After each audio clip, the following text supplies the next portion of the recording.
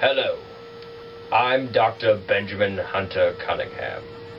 I'm here to lead you on the expedition through the wilds of Clemson.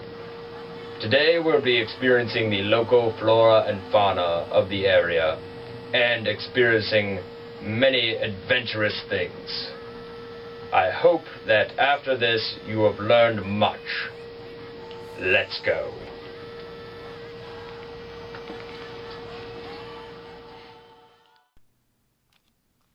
We've left camp, and the crew and myself are approaching the native territory of the sororital horde. The youngest of the group dwell in the area dubbed Manning. This mystical habitat contains no males of the species, and an elder god is present to protect the young females. I've made my way into the nest using stealth and guile, as I blend in seamlessly with the surrounding environment. Look! I've stumbled upon a hotbed of activity. Get it? Hotbed of activity? Hilarious, I know. But I digress. As you can see, each individual is pampering themselves for the night to come, where the journey leads us next, the frat house.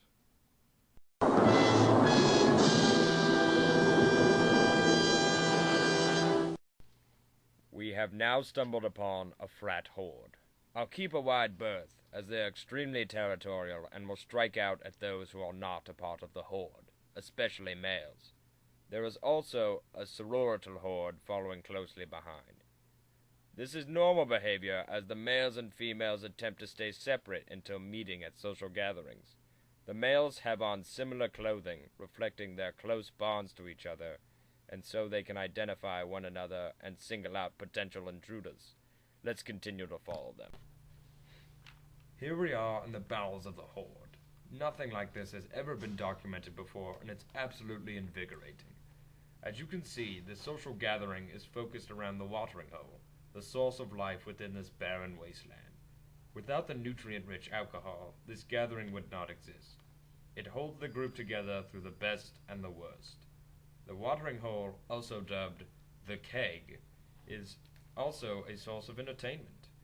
We are not quite sure, but it seems that not only will the horde try to consume as much alcohol as possible, but it will do so upside down. I have called this behavior the keg stand, as one must perform a handstand on the keg and consume the alcohol against the Earth's gravitational pull. In addition, when at these gatherings, it is customary to wrap oneself in garments that one uses when sleeping. These togas, as we like to call them, are revealing and show off one's physical features to potential mates.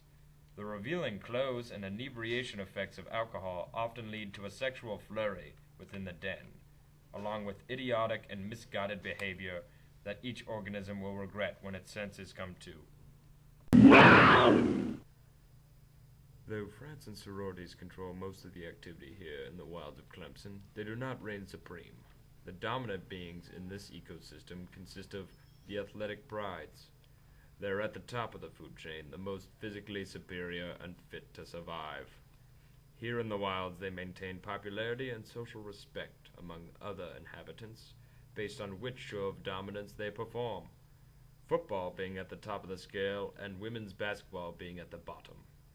Each pride travels across the continent to spread their influence and superiority to the other clans of humans. A successful domination of another clan attracts more to Clemson's existence and will potentially bring new additions to this particular clan.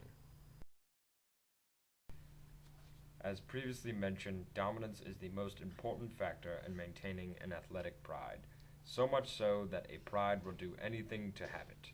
This mental need will stimulate superstition or idol worship in a sense.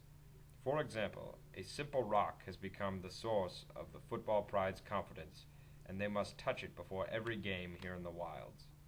This idol worship can spread blindly to other groups in the wilds, leading to crazed worship and unyielding support to the prides. Shh!